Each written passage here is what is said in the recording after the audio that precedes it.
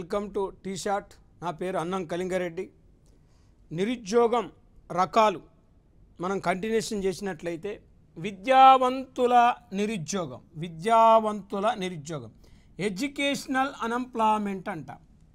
అంటే విద్యావంతుల నిరుద్యోగం అంటే విద్యను అభ్యసించినప్పటికీ ఉద్యోగ అవకాశాలు దొరకనటువంటి స్థితినే విద్యావంతుల నిరుద్యోగం అంట. అంటే పాఠశాలల సంఖ్య, కళాశాలల సంఖ్య, విశ్వవిద్యాలయాల సంఖ్య పెరగటం వల్ల విద్యను అభ్యసించే వారి స్థాయి పెరిగింది. విద్యను అభ్యసించే వారి స్థాయి పెరిగిన స్థాయిలో ఉద్యోగ అవకాశాలు పెరగనటువంటి స్థితిని విద్యావంతుల నిరుద్యోగంగా మనం చెప్తున్నాం. అయితే భారతదేశంలో రోజు రోజుకి విద్యావంతుల నిరుద్యోగం అనేది పెరుగుతుంది. ఈ విద్యావంతుల నిరుద్యోగం పెరగటానికి ప్రధానంగా రీజన్ ఏంటంటే లోపభూయిష్టమైన విద్యా విధానం, defect of Indian education system. అంటే భారతదేశ విద్యా విధానము అనేది పనికిరాని విద్యా విధానము, లోపభూయిష్టంగా ఉంది. ఈ లోపభూయిష్టమైన విద్యా విధానము, దేనికి పనికిరాని విద్యా విధానము విద్యార్థులకు నేర్పి వాళ్ళు చదువుకున్న తర్వాత ఆ చదువుకు ఎలాంటి ఉద్యోగ అవకాశాలు లేవు. చదువుకున్నప్పటికీ ఉద్యోగ అవకాశాలు లేనటువంటి స్థితి ఈ దేశంలో కనపడుతుంది. కాబట్టి విద్యావంతుల నిరుద్యోగం అనేది రోజు రోజుకు మన దేశంలో పెరుగుతుంది. మరి విద్యావంతుల నిరుద్యోగం పెరగడానికి లోపభూయిష్టమైన విద్యా విధానం అన్నాం, ప్లస్ కళాశాలల సంఖ్య పెరగటం కూడా ఒక కారణం. రోజు రోజుకి యూనివర్సిటీల సంఖ్య, విశ్వవిద్యాలయాల సంఖ్య కూడా పెరగటం ఒక కారణం. ఇవన్నీ కూడా మన దేశంలో విద్యావంతుల నిరుద్యోగానికి రీజన్గా చెప్పొచ్చు. దీని తర్వాత బహిరంగ నిరుద్యోగం అంటే ఓపెన్ అన్ఎంప్లాయ్మెంట్. బహిరంగ నిరుద్యోగం అంటే వాస్తవానికి ఇక్కడ దేన్ని మనం ఓపెన్ అన్ఎంప్లాయ్మెంట్గా మనం చెప్పుకోవచ్చు. ఇది ఓపెన్ అన్ఎంప్లాయ్మెంట్ అంటే ఇక్కడ వాస్తవానికి ఎందుకు ఈ బహిరంగ నిరుద్యోగం ఏర్పడుతుంది? ఇక్కడ మేజర్గా బహిరంగ నిరుద్యోగం అనగా పని చేయటానికి సిద్ధంగా ఉన్నప్పటికీ పని లేనటువంటి స్థితి, పని చేయడానికి సిద్ధంగా ఉన్నప్పటికీ పని దొరకనటువంటి స్థితిని బహిరంగ నిరుద్యోగం అంటున్నాం. గ్రామీణ ప్రాంతాల నుంచి పట్టణ ప్రాంతాలకు ఎక్కువగా వలసలు రావటం వల్ల పట్టణాల్లో ఉపాధి అవకాశాలు లేక చాలామంది ఖాళీగా ఉంటున్నారు. అలాంటి నిరుద్యోగాన్నే బహిరంగ నిరుద్యోగం అంటున్నాం. అంటే చూడండి, పని చేయడానికి ఆసక్తి ఉన్నప్పటికీ పని దొరకనటువంటి స్థితిని బహిరంగ నిరుద్యోగం అన్నాం. మరి ఈ బహిరంగ నిరుద్యోగానికి కారణం గ్రామీణ ప్రాంతాల నుంచి పట్టణ ప్రాంతాలకు వలసలు ఎక్కువ రావటం బహిరంగ నిరుద్యోగానికి ఒక రీజన్. మరొక రీజన్ ఏంటంటే శ్రామికుల్లో నైపుణ్యాలు లేకపోవటం. జనరల్గా ఆ వ్యక్తి దగ్గర స్కిల్ లేకపోవటం. మనం ఒక పని చేయాలంటే ఆ పని పట్ల మనకు నైపుణ్యత ఉండాలి. ఏ వ్యక్తికైతే ఆ రంగాల్లో నైపుణ్యత ఉంటుందో ఆ రంగాల్లో ఉపాధి అవకాశాలు దొరుకుతాయి. ఇవాళ మన దేశంలో చాలామంది శ్రామికుల్లో స్కిల్స్ కొరత ఉండటం వల్ల ఉపాధి అవకాశాలు దొరకట్లేదు. ఈ నైపుణ్యాల కొరత కూడా భారతదేశంలో బహిరంగ నిరుద్యోగానికి ఒక రీజన్గా చెప్పవచ్చు. మరి ఇలాంటి నిరుద్యోగాన్ని మనం చూస్తే పట్టణ నిరుద్యోగము, గ్రామీణ నిరుద్యోగం అన్నమంటే పట్టణాల్లో బలంగా విద్యావంతుల నిరుద్యోగం ఉంది, పట్టణాల్లో బలంగా పారిశ్రామిక నిరుద్యోగం ఉంది. పట్టణాల్లో రెండు రకాలు, పారిశ్రామిక నిరుద్యోగం, విద్యావంతుల నిరుద్యోగం. గ్రామీణ ప్రాంతంలో ఋతు సంబంధిత నిరుద్యోగం ప్రధానంగా ఉంది. ప్రచ్ఛన్న నిరుద్యోగం ప్రధానంగా గ్రామీణ ప్రాంతంలో కనపడుతుంది.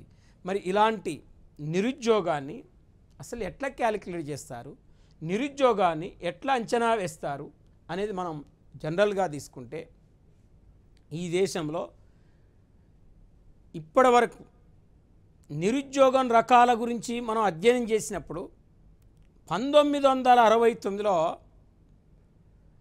భారత ప్రభుత్వం నిరుద్యోగం మీద దంతవాలా కమిటీ వేసింది. దంతవాలా కమిటీ ఇక్కడ చూడండి, భారతదేశం 1969లో నిరుద్యోగ సమస్య మీద వేసిన కమిటీ దంతవాలా కమిటీ.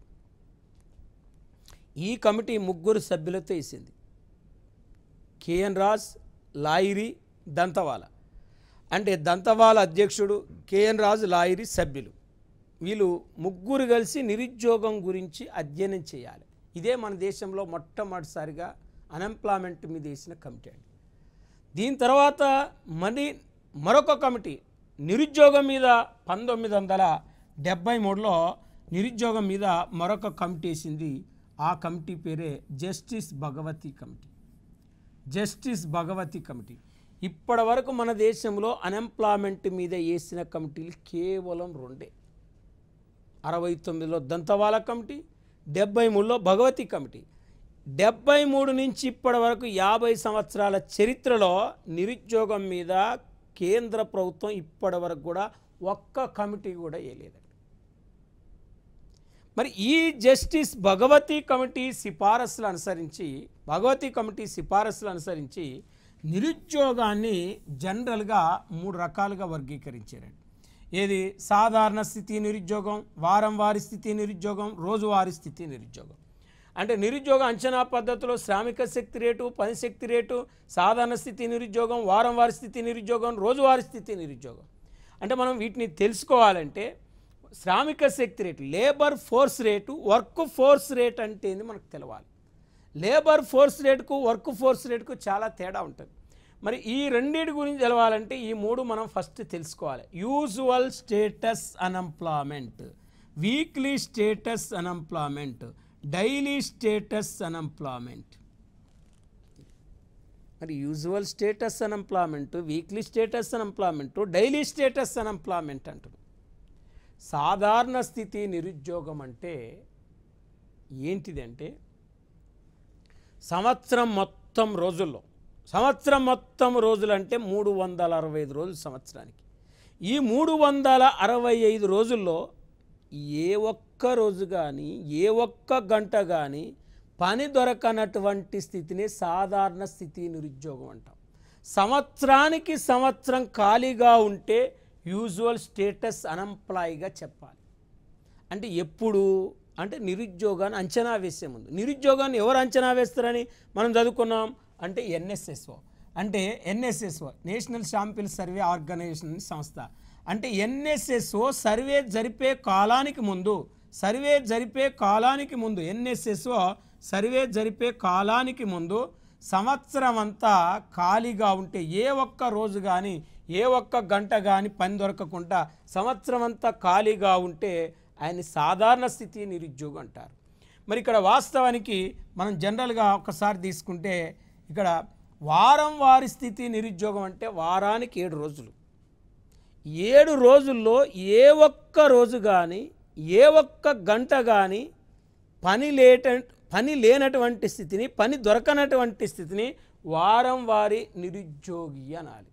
అంటే వారానికి వారం కంప్లీట్గా ఈ వారం అంతా ఖాళీగా ఉంటే ఆయన్ని వారం వారి నిరుద్యోగి అనాలి. మరి ఇప్పుడు జనరల్గా ఇది weekly status unemployment. Daily status unemployment రోజువారీ స్థితి నిరుద్యోగం అంటే రోజుకు 24 గంటలు, 24 అవర్స్. ఈ 24 అవర్స్ సర్వే జరిపే కాలానికి ముందు 24 గంటల్లో ఏ ఒక్క గంట పని దొరికినా సాధారణ అంటే రోజువారీ స్థితి నిరుద్యోగం అనకూడదు. ఒక్క గంట పని దొరికినా రోజువారీ స్థితి నిరుద్యోగం.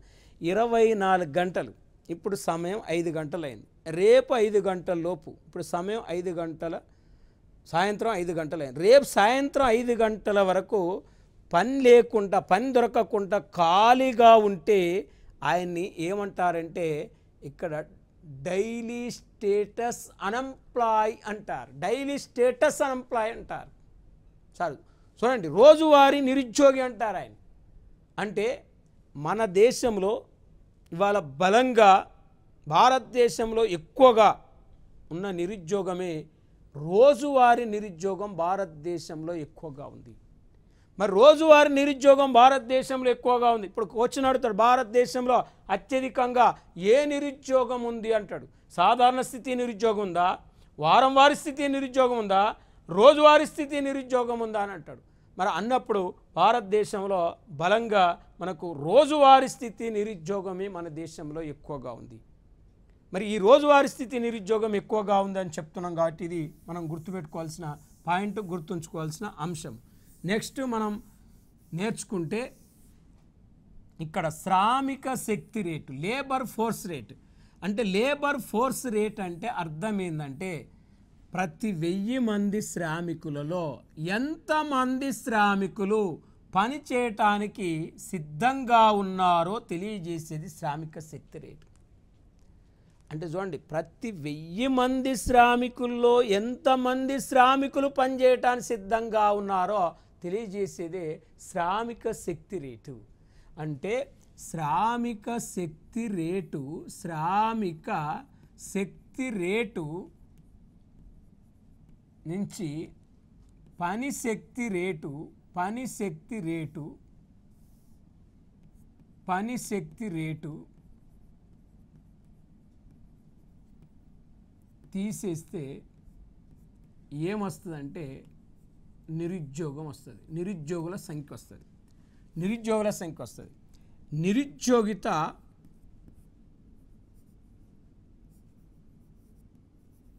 శాతం ఇక్కడ శ్రామిక శక్తి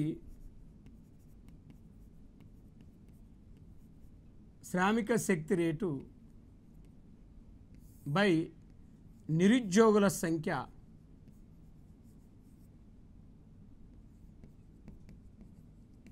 ఇంటూ 100 వేస్తే మనకు నిరుద్యోగిత శాతం వస్తుంది. అంటే నిరుద్యోగిత శాతం కనుక్కోవడానికి శ్రామిక శక్తి రేటు మైనస్ నిరుద్యోగుల సంఖ్య ఇంటూ 100 వేయాలి.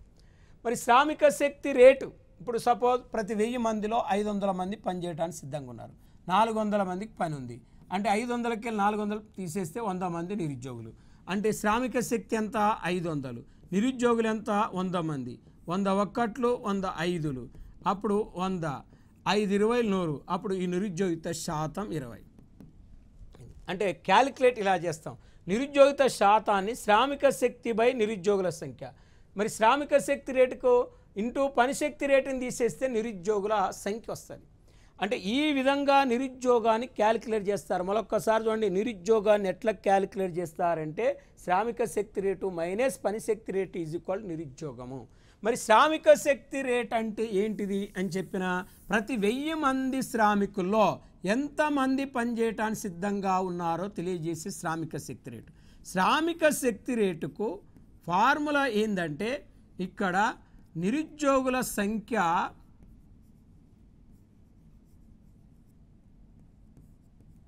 బై ప్లస్ ఉద్యోగుల సంఖ్య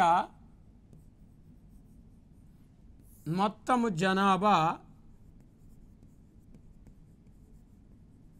ఇంటూ 100. అంటే ఇక్కడ నిరుద్యోగుల సంఖ్య ప్లస్ ఉద్యోగుల సంఖ్య బై మొత్తం జనాభా ఇంటూ 100 వేస్తే శ్రామిక శక్తి రేటు వస్తుంది.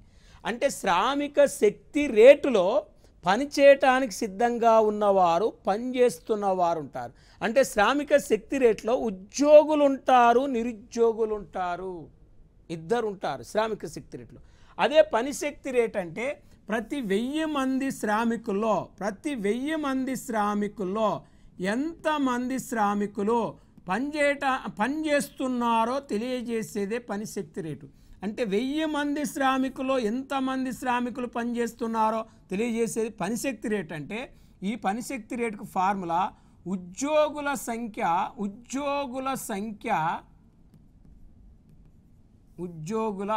సంఖ్య బై మొత్తము జనాభా ఇంటూ 100 వేస్తే మనకు పనిశక్తి రేట్ వస్తుంది. ఇంటూ 100 వేస్తే పనిశక్తి రేట్ వస్తుంది. అంటే పనిశక్తి రేట్లో కేవలం పనిచేస్తున్న వారు మాత్రమే, అనగా ఉద్యోగులు మాత్రమే ఉంటారు పనిశక్తి రేటులో. ఇది ఈ విధంగా మన దేశంలో శ్రామిక శక్తి రేటుకు పనిశక్తి రేటుకు డిఫరెన్స్ ఇది. మరి ఇప్పుడు నిరుద్యోగాన్ని అంచనా వేసే పద్ధతుల గురించి మనం నేర్చుకున్నాం. ఇక్కడ శ్రామిక శక్తి చూడండి, ఇక్కడ ఉద్యోగుల సంఖ్య ప్లస్ నిరుద్యోగుల సంఖ్య బై మొత్తం జనాభా ఇంటూ 100 అన్నాం. పనిశక్తి ఇది శ్రామిక శక్తి, ఉద్యోగుల సంఖ్య ప్లస్ నిరుద్యోగుల సంఖ్య బై మొత్తం జనాభా ఇంటూ 100. పనిశక్తి ఉద్యోగుల సంఖ్య బై మొత్తం జనాభా ఇంటూ 100. ఇది మనకు ఫార్ములా. ఇక్కడ శ్రామిక శక్తికి పనిశక్తికి డిఫరెన్స్ మనం ఇక్కడ క్లియర్గా మనం నేర్చుకున్నాం. కాబట్టి నెక్స్ట్ మనం చూస్తే నిరుద్యోగిత రేటు సాధారణ స్థితి 15 ఏళ్ళ పైబడిన వారు 2022-23 ప్రకారం, అంటే 2022-23 ప్రకారం మన దేశంలో చూడండి కేవలం పనిచేయటానికి సిద్ధంగా ఉన్నది 57.9% మంది, పనిచేస్తున్న వారు 56.0%.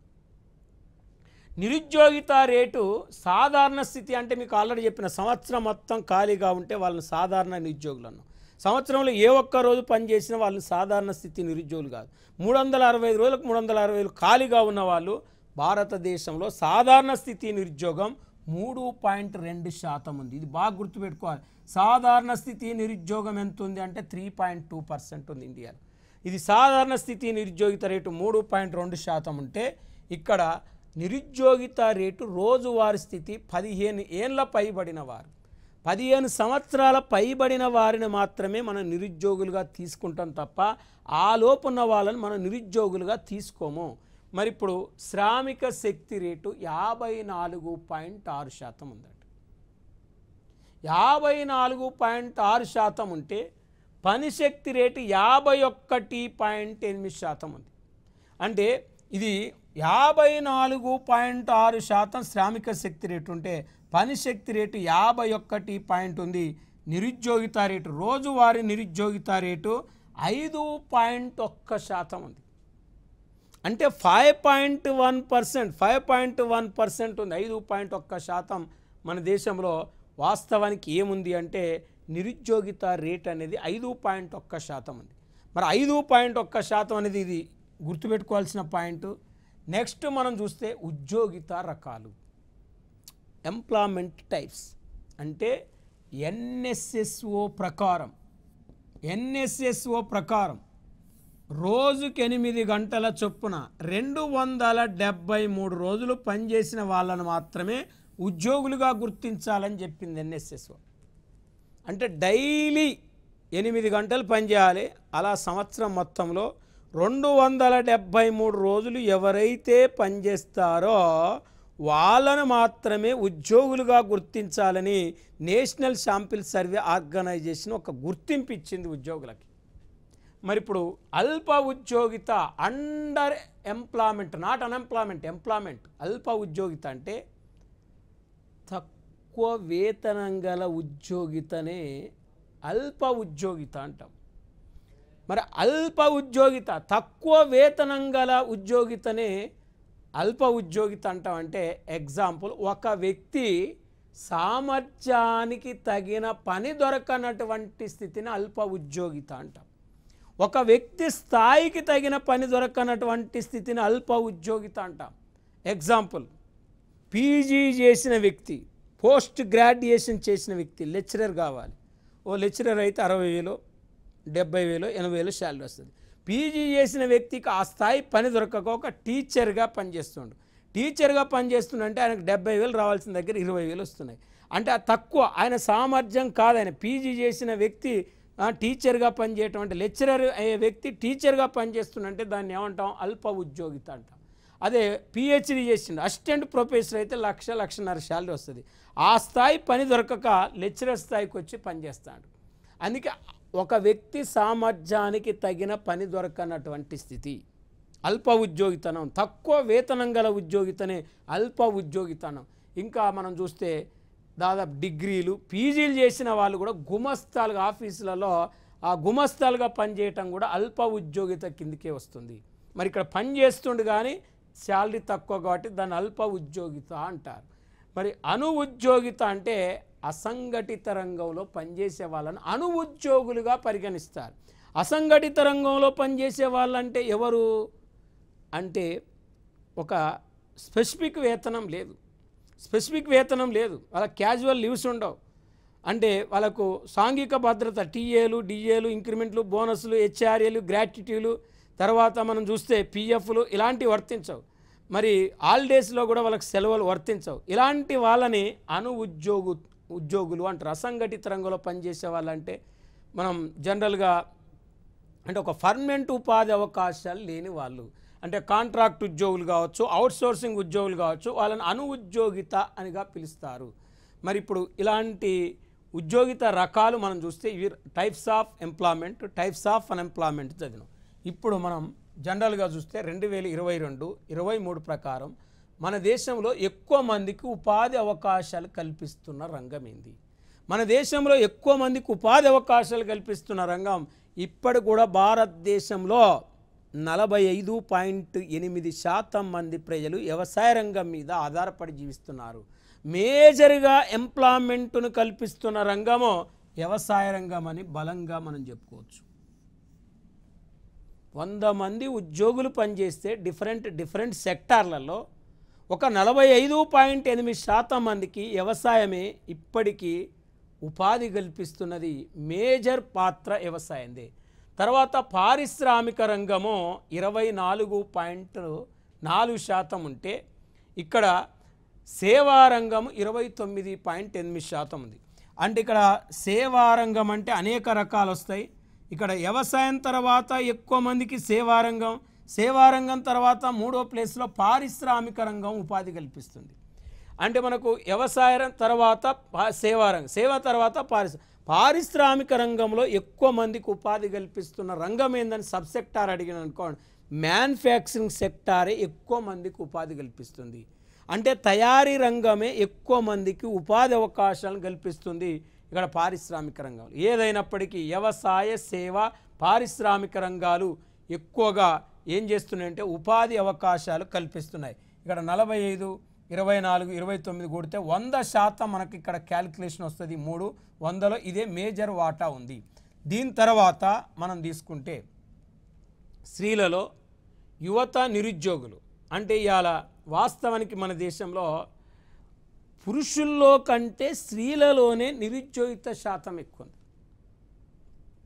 మనకు దాదాపు 10.0% నిరుద్యోగిత రేటు మహిళల్లో ఉందని ఇటీవల NSSO ప్రకటించింది. స్త్రీలు యువత నిరుద్యోగులు అంటే 15 సంవత్సరాల పైబడిన వాళ్ళు యువత కిందికి వస్తారు కాబట్టి స్త్రీలలో శ్రామిక శక్తి రేటు 44.5% ఉంది. అదే పనిశక్తి రేటు 40.1% ఉందండి. మరి అదే నిరుద్యోగిత రేటు 10.0% ఉంది. 10.0 అంటే భారతదేశంలో గుర్తుపెట్టుకోవాల్సింది పురుషుల కంటే స్త్రీలలో అన్ఎంప్లాయ్మెంట్ రేటు ఎక్కువగా ఉన్నట్లు మనకు సర్వేలు చెప్తున్నాయి. ఇప్పుడు మన దేశంలో ఎక్కువగా మనం చూస్తే తయారీ రంగం, ఇక్కడ వ్యవసాయం తర్వాత తయారీ రంగం ఎక్కువ మందికి ఉపాధి కల్పిస్తున్న రంగంగా మనం చెప్పుకున్నాం. తయారీ రంగం మ్యానుఫ్యాక్చరింగ్ సెక్టార్లో ఎక్కువ మందికి ఉపాధి కల్పిస్తున్న రంగం ఫుడ్ ప్రాసెసింగ్ సెక్టార్, ఆహార ఉత్పత్తులు. బన్ను తయారు కానీ, బ్రెడ్ తయారు కానీ, బిస్కెట్ తయారు కానీ, చాక్లెట్ తయారు కానీ, లేసులు కానీ, కుర్కురేలు కానీ, మూందాలు కానీ, హల్దీరాములు కానీ వీటిని ఏమంటామంటే ఫుడ్ ప్రోడక్ట్స్ అంట. అంటే ఫుడ్ ప్రోడక్ట్ సెక్టార్ బాగా విస్తరిస్తుంది భారతదేశంలో. ఇలా తయారీ రంగంలో ఎక్కువ మందికి ఉపాధి కల్పిస్తున్న రంగం ఏంది? ఎక్కువ మందికి ఉపాధి కల్పిస్తున్న రంగం ఏందన్నప్పుడు వ్యవసాయ, పారిశ్రామిక, సేవ ఇచ్చినప్పుడు వ్యవసాయం చేయాలి. పారిశ్రామిక రంగంలో ఎక్కువ మందికి ఉపాధి కల్పిస్తున్న రంగం తయారీ రంగమా, నిర్మాణ రంగమా, విద్యుత్, చమురు, గ్యాస్ అన్నప్పుడు తయారీ రంగం చేయాలి. తయారీ రంగంలో ఎక్కువ మందికి ఉపాధి కల్పిస్తున్న రంగం ఆహార ఉత్పత్తులు. తర్వాత టెక్స్టైల్, వస్త్రపు ఉత్పత్తులు. అంటే టెక్స్టైల్ రంగం కూడా దాదాపు మనకు 10% ఎంప్లాయ్మెంట్ ప్రొవైడ్ చేస్తుంది. 10% ఎంప్లాయ్మెంట్ ప్రొవైడ్ చేస్తుంది. ఇది 11% అయితే బేసిక్ మెటల్స్, రకరకాల మెటల్స్ వస్తువులు తయారవుతుంటాయి. అవి బేసిక్ మెటల్స్ అనేది స్థానిక మెటల్స్ అనేది 7% మందికి ఉపాధి కల్పిస్తుంది. కాబట్టి ఇది ఒక్కటి మేజర్గా మనం తయారీ రంగంలో ఆహార ఉత్పత్తులు అనే దాన్ని మనం గుర్తుపెట్టుకోవాలి. నెక్స్ట్ ఎక్కువ మందికి ఉపాధి ఈ 5 సంవత్సరాల్లో నమోదైన రంగాలు మనం తీసుకుంటే ఇక్కడ మళ్ళీ ఓవరాల్గా తీసుకుంటే ఈ 5 సంవత్సరాలు, ఈ 5 years బాగా ఏ రంగాల్లో ఎంప్లాయ్మెంట్ పెరిగిందంటే కంప్యూటర్ అండ్ ఎలక్ట్రానిక్స్, ఐటీ రంగాల్లో IBM సెక్టార్లు ఎక్కువ పెరిగింది. అంటే ఓన్లీ 5 yearsలో ఎక్కువ మందికి ఎంప్లాయ్మెంట్ కల్పిస్తున్న రంగాలు ఏంటి అంటే కంప్యూటర్ అండ్ ఎలక్ట్రానిక్స్ సెక్టార్ అనేది 66% అయితే రబ్బర్, ప్లాస్టిక్ ప్రోడక్ట్స్ అంటే ఈ మధ్యకాలంలో రబ్బరు, ప్లాస్టిక్ ప్రోడక్ట్లు బాగా విస్తరిస్తున్నాయి కాబట్టి అవి కూడా ఎక్కువ మందికి ఉపాధి కల్పిస్తున్నాయి. తర్వాత రసాయనాలు కూడా వేగంగా కెమికల్ ప్రోడక్ట్స్ కూడా ఎక్కువ మందికి ఉపాధి కల్పిస్తున్న రంగాలుగా ఈ 5 ఇయర్స్ అన్నప్పుడే మనం గుర్తుపెట్టుకోవాలి. తర్వాత నెక్స్ట్ మనం తీసుకుంటే ఇది ఇక్కడ మనకు మెయిన్గా ఇప్పుడు నిరుద్యోగం, ఆ నిరుద్యోగానికి సంబంధించి మనం రకాలు, నిరుద్యోగాన్ని అంచనా వేసే పద్ధతుల గురించి మనం అధ్యయనం చేసుకున్నాం. కాబట్టి ఇప్పుడు మేజర్గా మనం ఒక్కసారి స్టడీ చేస్తే అన్ని కోణాల్లో చూస్తే ఒక్కసారి నిరుద్యోగంలో మనం బుల్లెట్ పాయింట్లు నేర్చుకుంటే మెయిన్గా ఒకసారి చూస్తే ఇప్పుడు ఒక పాయింట్ భారతదేశంలో నిరుద్యోగాన్ని అంచనా వేసే పద్ధతి ఏందన్నాడు అనుకోండి, అంచనా వేసే పద్ధతి ఏందన్నాడు అనుకోండి. అప్పుడు మేజర్గా నిరుద్యోగాన్ని అంచనా వేసే పద్ధతి ఏంటంటే వాస్తవానికి ఇక్కడ శ్రామిక శక్తి రేటు మైనస్ పని శక్తి రేటు ఈజ్ ఈక్వల్ టు నిరుద్యోగం అనాలి. భారతదేశంలో నిరుద్యోగాన్ని ఎక్కువగా క్యాలిక్యులేట్ చేసే సంస్థ అంటే నిరుద్యోగాన్ని అంచనా వేసే సంస్థ ఏంటంటే అప్పుడు మనం ఎన్ఎస్ఎస్ఓ అనేది గుర్తుపెట్టుకోవాలి. మరి భారతదేశంలో వ్యవసాయ రంగంలో ఎక్కువగా ఏ నిరుద్యోగం ఉంది అని అడిగినప్పుడు మనకు మేజర్గా మనకు వ్యవస్థాపూర్వక నిరుద్యోగం బలంగా ఉందని గుర్తుపెట్టుకోవాలి. భారతదేశంలో గ్రామీణ ప్రాంతంలో అత్యధికంగా ఏ నిరుద్యోగం ఉంది అన్నప్పుడు మనకు ఋతు సంబంధిత నిరుద్యోగం ఉందని గుర్తుపెట్టుకోవాలి.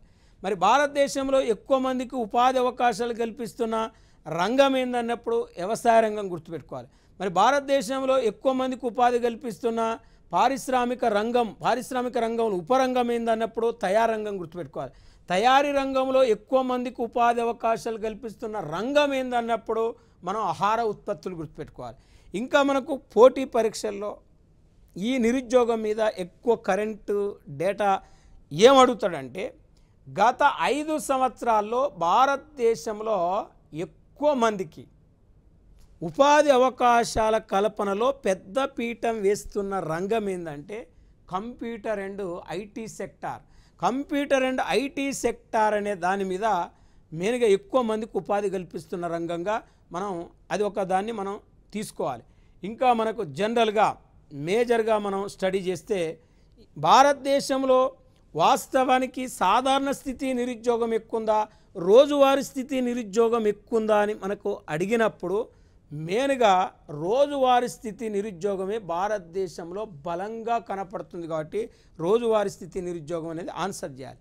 ఇంకా మనం కరెంటు డేటా మీద నిరుద్యోగం మీద బుల్లెట్ పాయింట్గా మనం ఏం చదవాలంటే భారతదేశంలో పురుషులలో నిరుద్యోగం ఎక్కువగా ఉందా, స్త్రీలలో నిరుద్యోగం ఎక్కువగా ఉందంటే మనకు పురుషులతో పోలిస్తే అంటే మేల్తో పోలిస్తే మన దేశంలో వాస్తవానికి ఫిమేల్లోనే నిరుద్యోగం ఎక్కువగా బలంగా భారతదేశంలో ఉందనే పాయింట్ను కూడా మనం ప్రధానంగా నేర్చుకోవాలి. ఇక్కడ మనం జనరల్గా చూస్తే ఇంకా మనకు మెయిన్గా ఈ ఎంప్లాయ్మెంట్ మీద ప్రశ్న అడిగితే ఇక్కడ ఉద్యోగుల్లో స్వయం ఉపాధి ఉద్యోగులు ఉంటారు, రెగ్యులర్ ఉద్యోగులు ఉంటారు, శాశ్వత ఉద్యోగులు అంటాం. తర్వాత ప్రొవిజనల్ ఎంప్లాయీస్ ఉంటారు. అంటే ఇంగ్లీష్లో provisional employees, regular employees, self employees అని 3 రకాలు ఉంటారు.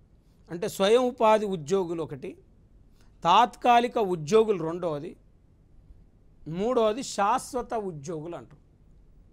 ఇలా 3 రంగాలు తీసుకుంటే మనం అప్పుడు ఆన్సర్ ఏం చేయాలంటే ఇలా 3 ఆప్షనల్స్ ఇచ్చినప్పుడు ఈ మూడింటి మీద డేటా ఇచ్చినప్పుడు భారతదేశంలో సెల్ఫ్ ఎంప్లాయీస్ ఉద్యోగులు ఎక్కువ ఉన్నారు, స్వయం ఉపాధి ఉద్యోగులు ఎక్కువ ఉన్నారు.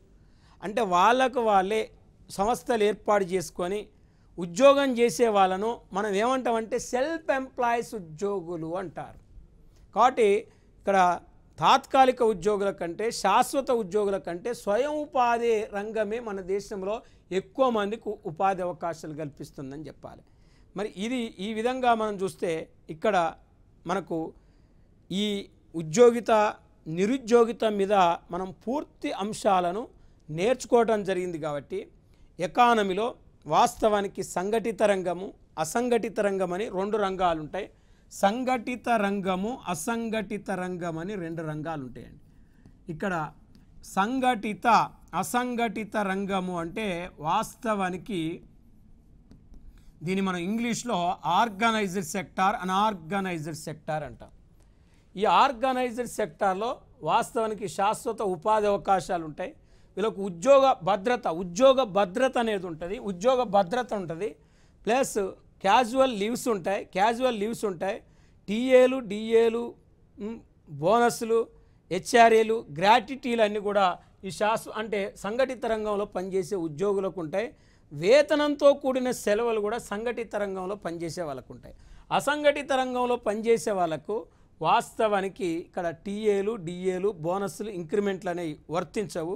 ఇక్కడ వేతనంతో కూడిన సెలవులు వీళ్ళకు వర్తించవు. సాంఘిక భద్రత అనేది అసంఘటిత రంగంలో పనిచేసే వాళ్ళకు ఉండదు. ఇక్కడ మన నిరుద్యోగం గురించి పూర్తి సమాచారాన్ని మనం నేర్చుకోవటం జరిగింది. కాబట్టి నిరుద్యోగం అనే టాపిక్ పూర్తిగా మనకు కంప్లీట్ అయిపోయింది. మనం నెక్స్ట్ టాపిక్ తోటి నెక్స్ట్ క్లాస్లో కలుసుకుందాం. Thank you.